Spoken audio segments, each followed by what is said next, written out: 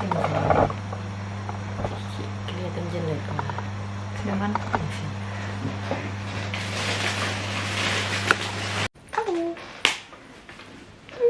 Hai guys. Zir. Selamat datang di YouTube channelku. Jadi kita sekarang ini collab pertama kita BTW. Betul banget nih. Sebenarnya aku bukan YouTuber ya, cuman aku mau belajar YouTube dari dia. Oh enggak, aku juga masih pemula BTW. Nah, sesuai sama yang di judul, kita kali ini bakal bahas tentang how to survive in your university di masa-masa kalian jadi mahasiswa. Let's start introduce ourselves. You first. Oke, halo semuanya. Jadi nama aku Diana Wulan. Aku biasa dipanggil Diana atau Wulan. Saat ini aku merupakan mahasiswa semester 7 di Fakultas Hukum UNAIR angkatan 2020. Sama sih, aku juga angkatan 20. Nah, berbicara tentang topik survive in college ya. Kalau si Diana ini memang anak yang asli ambis gitu. Kalau aku kan nama aku Mita. Aku FH UNAIR angkatan 2020. Tapi aku tuh kayak amatiran gitu loh. Kayak Enggak, kayak semua anak FH itu menurutku semua, nggak cuma anak FH sih, semua anak kampus pasti punya sisi ambis mereka kayak gitu. BTW, dulu kamu masuk di FH UNAIR jalur apa? jalur UNAIR aja SNMPTN. Iya, aku ngerti juga. nggak? Iya, Aku juga. Aku juga SNMPTN BTW.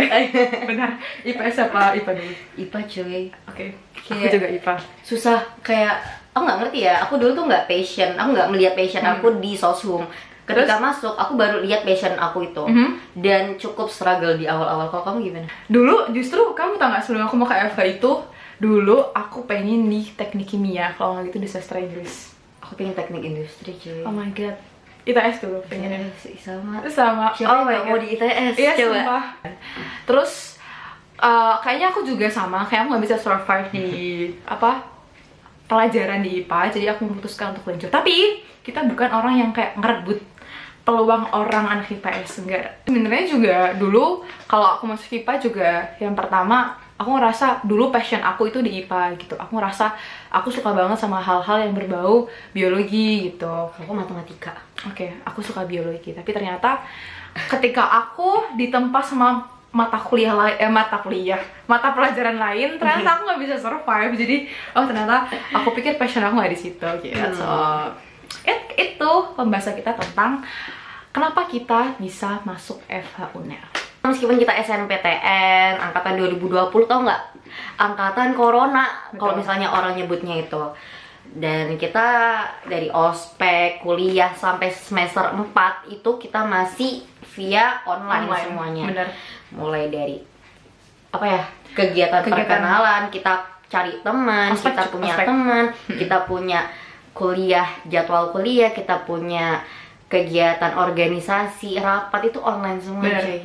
Kayak kadang juga kita nggak bisa nilai orang dari online gak sih, kayak kalau di online ternyata kayak gini, terus ternyata aslinya kayak gitu. Jadi kayak susah untuk bisa berteman secara dekat banget, itu susah gitu karena kita nggak pernah ketemu ya secara langsung. Jadi susah dapat chemistry. Bener, susah dapat chemistry juga gitu. Jadi adaptasi kita ya, kita start from zero waktu di semester 4 akhir. Itu adaptasi kita mulai dari awal. Kalau aku sih jujur agak sedikit susah ya. Meskipun udah kenal di online, tapi kayak beberapa orang masih kayak aku gak canggung kalau ketemu gitu. Iya. Tapi to be honest, kalau aku sendiri dari semester 1 pun udah sering main sih sama anak-anak. Jadi udah sering ketemu offline gitu sih. Apalagi aku juga asli Surabaya ya. Jadi aku sangat menampung kawan-kawanku, ayo sini main-main. Kalau kamu kan anak rantau. Aku dari Banyuwangi. Kamu di Surabaya dari semester berapa? Semester 4 aku udah pindah sih kayaknya. Udah pindah ke Surabaya. Berarti semester 1 sampai 3 kamu masih di asal kamu nih? Iya, di rumah waktu itu. Iya, belum ketemu secara real life ya sama orang-orang ya? Belum, semester 4 waktu itu kayak ada kegiatan UKM, jadi aku ke Surabaya waktu itu. Gitu. Dan itu pertama kalinya kamu ketemu teman kamu secara nyata? Secara nyata. Yang kedua, kegiatan kita pas online. Nah, kamu dulu gimana pas online kegiatannya? Wah, Kamu tau gak sih, waktu SMA aku tuh punya banyak banget ekspektasi. Kegiatan aku punya waktu kuliah itu beragam, mulai dari ekspektasi romansa, ekspektasi pertemanan, ekspektasi punya organisasi, ekspektasi punya produktivitas yang wow gitu. Tapi ketika dihadapkan dengan fenomena corona ya say, aku tuh kayak bingung, ini kegiatan aku punya ngapain ya gitu. Organisasi aku kayak gimana, aku punya pertemanan kayak gimana gitu. Itu bener-bener struggle banget dan challenge banget buat aku. Dulu Iya kamu sih. ikut organisasi berapa? Gak kehitung sih. Gak gitu. Oke. Mungkin karena bisa disambi ya. Karena online kayak oh ya udah meeting dua device gitu. Aku pernah meeting kayak 4 device cuy. Tuh. Saya pinjam punya HP-nya adek aku. Bukti bahwa online kita multitasking dan kemudian kaget pas offline. Ya kan? Nggak baik sih sebenarnya. Iya bener, nggak baik sih. Kayaknya dulu 3 kalau nggak salah. Iya 3. Kayak dulu paling pol dulu aku 2 device kalau rapat. Tapi kayak ini juga sebenarnya nggak bagus untuk diri ya, karena kita harus fokus gitu. Jadi ya nggak bisa sih waktu itu, sebenarnya itu terpaksa banget gitu. Oh 3 apa 4 ya waktu itu? 4 kayaknya sama UKM. Boleh nggak di-spell organisasinya apa aja? Aku bakal sebut bidang apa aja gitu. Oke. Yang pertama kayaknya kalau aku waktu itu di bidang hukum internasional. Oh. Yang kedua di bidang kayak kepenulisan gitu. Terus di yang ketiga kayak bidang-bidang jurnalis gitu loh. Terus yang keempat itu taekwondo gitu. Kamu apa aja spill dong? Kalau nggak mau spill nama bisa spill. Iya, karena kamu nggak spill nama, aku juga sama kayak kamu. Aku pertama organisasi advokasi, kedua organisasi pergerakan, ketiga organisasi eksekutif mahasiswa. Ya, apa kan? Sini? Gitu. Terus sama organisasi luar juga sih sebenarnya aku punya. Gitu, kayak organisasi di bidang psikologi gitu. Aku ikutan kegiatannya. Terus organisasi volunteer kayak gitu yang lebih ke pengabdian. Oke. Terus kayak dari banyak organisasi itu, yang worth it menurut kamu berapa? Maksudnya kayak itu tuh kayak ternyata aku nyaman di sini ya, ternyata aku lebih bisa survive di sini gitu.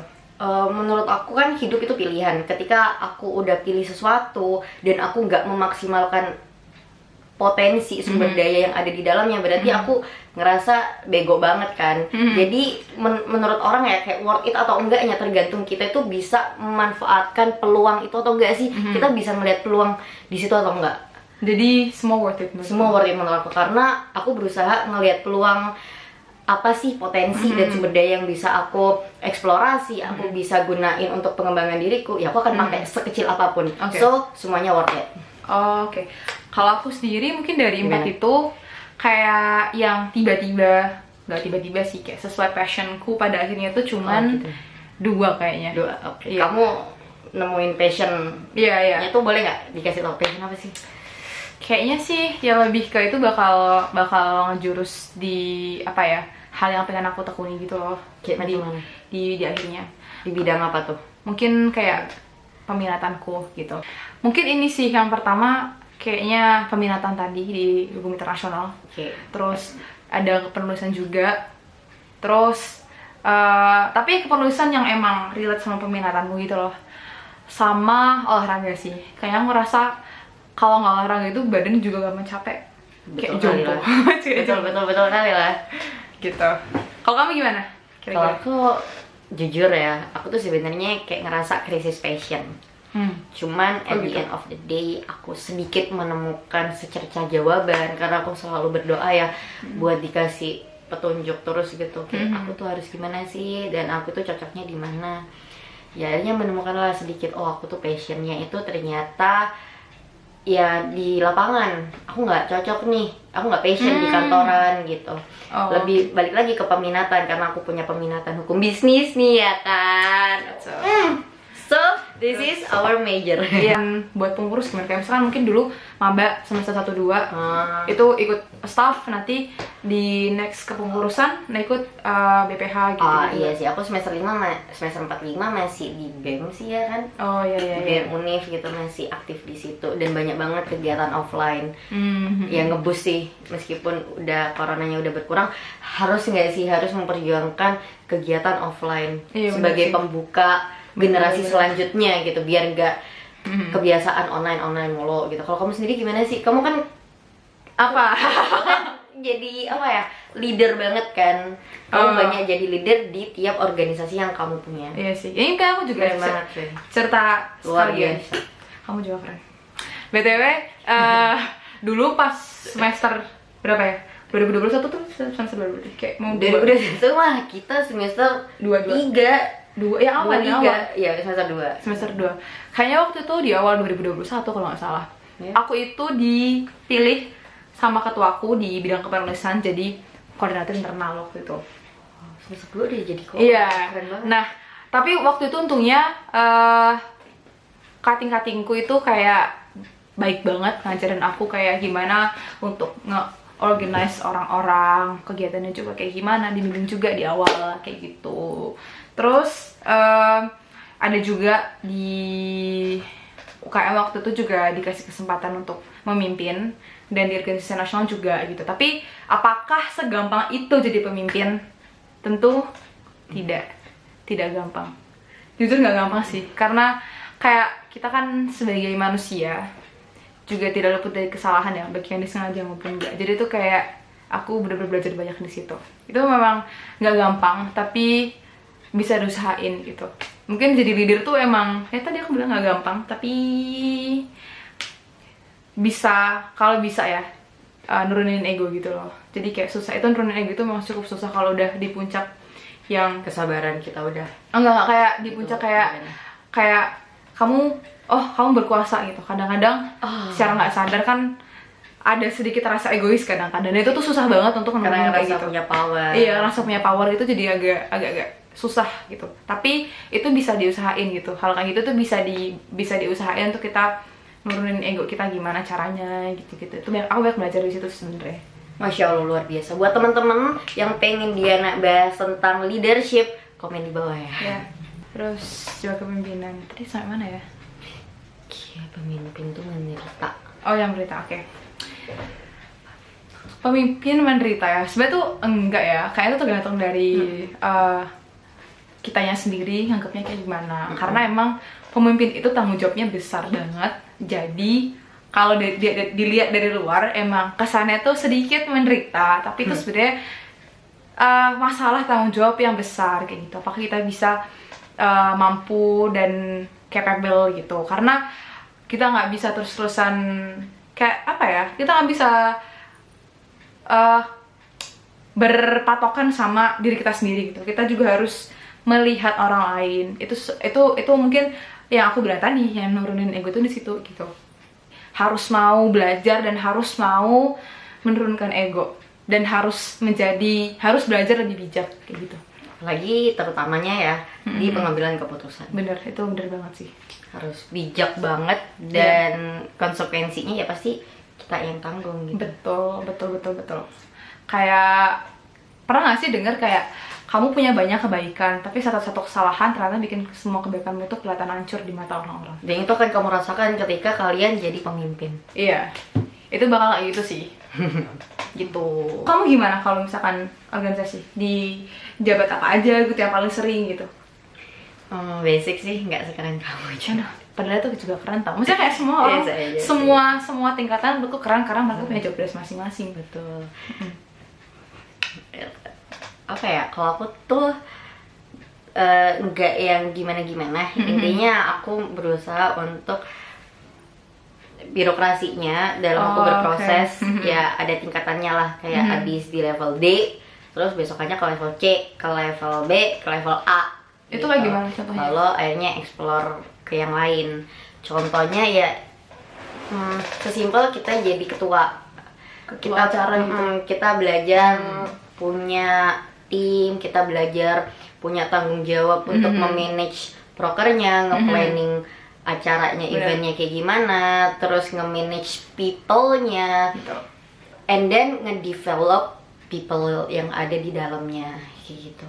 Jadi setidaknya aku punya pengalaman itu, aku ngerasa udah cukup untuk lanjut ke step lainnya, ke proses lainnya, karena aku sendiri nggak mau untuk berproses di organisasi terlalu lama atau jadi senior di organisasi terlalu lama, karena apa ya, menurut aku organisasi aja itu nggak cukup buat portofolio kita ketika nanti kita berkarir nanti. Kita juga harus punya pengalaman in real life berkarir.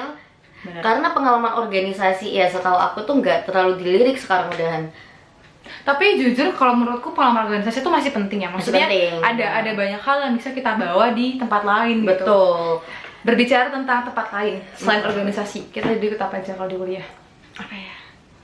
Tempat lain ya? Iya, tempat Paling lain. aku ikutan kayak volunteer, terus BA gitu. Oh, brand ambassador gitu. Ya. Oke, terus Terus aku ikutan kayak magang gitu kali ya. Oh, oke. Kayak nge-freelance gitu. Oh, iya, Cari iya. cuan cuy. Betul. UKT mas. Tapi itu benar sih. UKT mahal coy. Bener-bener, aku setuju. Itu masanya nyari duit emang. Oh, ini satu lagi belum kamu sebutin. Apa? Dia awardis scholarship tau. Oh iya. Cuman dari situ betul juga banget. ya. So, Ya, scholarship itu adalah the way kita berdua untuk cari pemasukan. Dia juga awardee scholarship. iya. Kalau tadi kan kamu tadi volunteer terus kayak apa tadi BA, terus magang juga, iya freelance gitu, buat juga. pemasukan juga ya. Kalau aku mungkin ini sih juga mirip-mirip ya, kayak volunteer juga ikut, terus magang juga, terus pernah lomba kayak gitu-gitu. Kalau Wah, BA, iya sih lomba sih. kalau BA aku nggak pernah sih. Kan kita punya kayak kesukaan kita sendiri gitu. Jadi kayak kalau ini catatan juga guys, kalau misalkan kalian kuliah, jadi kita tuh semua punya tujuan masing-masing gitu loh. Kadang emang kita harus punya role model gitu dari cutting. Betul. Mungkin kita kayak sama nggak sih kita peminatannya kayak gitu. Itu bisa banget. Tapi kayak nggak semua orang tuh sama gitu. Pasti beda. Kayak mungkin aku bisa concern di lomba ataupun di organisasi. Terus kamu lebih ke magang gitu. Betul. Sekarang aku agak nyesel sih guys, sumpah. Kalau misalnya aku bisa flashback, bisa balik ke semester 3 ya, aku bakalan ikutan lomba. Apapun itu deh. Iya sih, benar. Tapi itu juga, lomba juga, catatan juga harus kalian suka gitu, sesuai yang kalian suka. Kayak jangan hanya karena FOMO.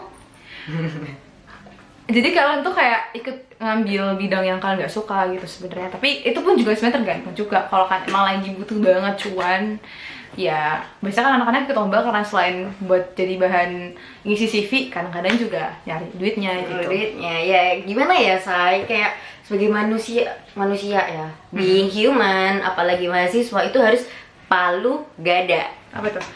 Palu mau, gua ada. Buat cari cuan cuy, kayak Iya sih. harus serba ada, Iya, serba bisa, Bener. bener-bener dituntut multi talent lah. Terus multi ada gitu, kayak ada Doraemon bisa apa aja, Iya, ada itu- apa aja. Itu bener sih. Ya setidaknya dengan kita punya banyak pengalaman, explore sana sini A sampai Z, itu ditujukan agar kita bisa menemukan passion. Benar. Terus kita punya ahli skill itu di mana. Ketika kita udah menemukan beberapa dari hal yang kita udah coba, ya kita fokusin di situ, kita kembangin sampai benar-benar jago. Oh, oke. Tapi kalau buat pengalaman magang sih, berbicara magang ya, kan kamu udah beberapa kali gak sih? Aku tuh kalau magang itu masih magang mandiri tuh masih sekali BTW. Oh, Itu pun juga iya. bukan PKL gitu loh. Aku lebih kayak kan concern di kayaknya leadership sama lomba. Dan itu tuh kayak yang aku bilang tadi, kayak kamu tuh That's harus good. banyak belajar. Kalau misalnya gagal ya harus mau bangkit gitu. Kalau nyerah nggak akan dapat. Kalau kamu gimana kalau di magang? Kalau di magang, kalau berbicara tentang bener sih, apa? Ya, tentang apa nih magangnya? Magangnya kayak gimana sih cara survive di tempat magang? Mungkin kan kayak magang itu kan nggak kayak yang oke, berangkat kerja pulang. Maksudnya kamu nggak ada sesuatu yang kayak mungkin ganjel di hati atau harus gimana biar bisa survive di tempat magang gitu. Gitu. Kalau misalnya nih aku di dunia magang, sebenarnya beda-beda ya culture di tempat magang. Karena aku cobain di tempat startup, terus di instansi, terus perusahaan swasta dan perusahaan BUMN. Itu benar-benar beda banget culture-nya. Terus kita itu punya peran, dikasih amanah, dikasih tugas, job sebagai anak magang itu juga beda-beda. Terus kita juga punya jadwal kerjanya itu juga beda, fasilitas yang kita dapat juga beda, dan itu benar-benar mempengaruhi gimana kita punya kita punya semangat, motivasi selama menjalani magang. Prinsipnya untuk belajar. Rugi banget nih misalnya kamu magang di satu bidang, pasti kamu magang di satu bidang memang. Iya. Tapi aku ngerasa sangat rugi sekali kalau kamu cuma menguasai di satu bidang itu aja. Ketika aku magang nih, aku tuh melihat di suatu tempat magang aku itu tuh banyak banget yang bisa kita eksplorasi. Pertama, relasinya. Gak cuma relasi di tempat satu bidang itu kita aja. Kita bisa eksplorasi relasi di tiap bidang. Kedua, kita bisa belajar sistem bisnis perusahaan itu. Kita harus paham nih, selain di bidang kita kan legal ya, aku pasti magangnya di bidang legal, dan aku akan mempelajari bidang operasional, bidang marketing, bidang finance. Itu gimana sih mereka itu ketika ngejalanin tugas, terus kayak sistem apa ya, sistem pekerjaannya itu seperti apa, kayak gitu. Itu bener-bener aku mempelajari sih, biar aku keluar nih, aku keluar di tempat itu, aku bisa tahu company profile-nya itu kayak gimana, product knowledge-nya itu seperti apa, dan ya aku bisa belajar ke semua hal gitu. Jadi kalau misalnya nih kita mau berkarir MT, kita udah tahu nih kalau misalnya nanti mau dirotasi jabatan, ya kita oh ya masih oke lah gitu, masih bisa beradaptasi dengan baik. Kalau udah ikut lomba atau leadership itu emang yang bilang tadi, kayak kalau misalkan ada salah ya harus diakui dan belajar. Dan jangan gampang nyerah, itu aja sih sebenarnya. Karena susah emang dua-dua itu tuh. Tapi kalau nggak gitu, ntar di dunia kerja kayak gimana gitu. Itu sih. Ini sih kamu tadi kan bilang kalau kamu tuh kayak di startup, itu kan kayak bisnis banget ya. Dulu aku tuh magangnya kayak di law firm gitu loh. Wow.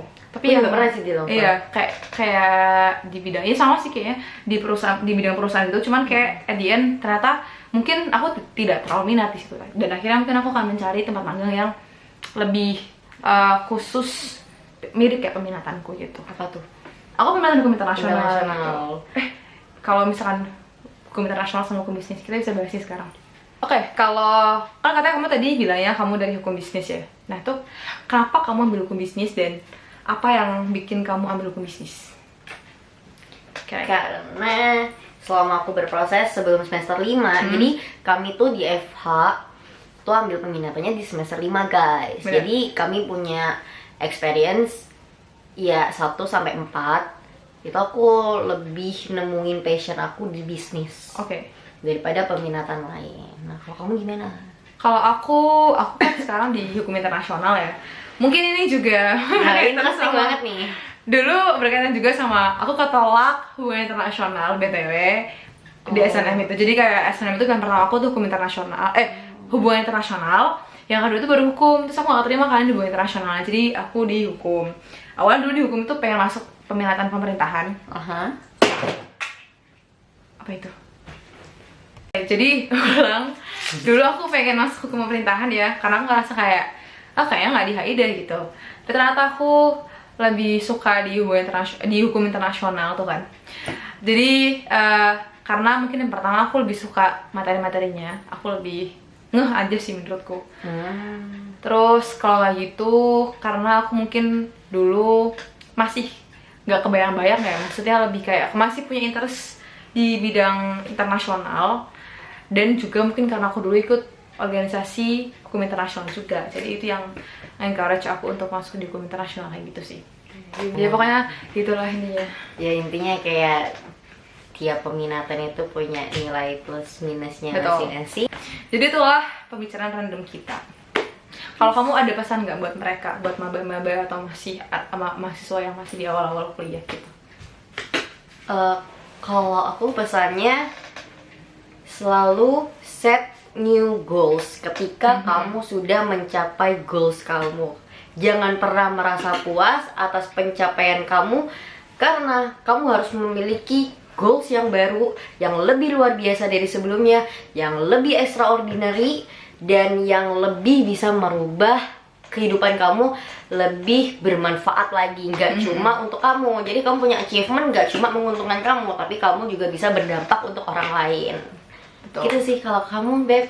Kalau aku sih sebenarnya yang pertama, pointinya jangan takut gagal. Kayak itu tuh jadi momok mahasiswa yang kalau udah gagal nggak mau coba lagi karena sakit hati gitu. Tapi kalau kan orang bilang setelah ada badai ada pelangi, dan itu tuh bener gitu loh.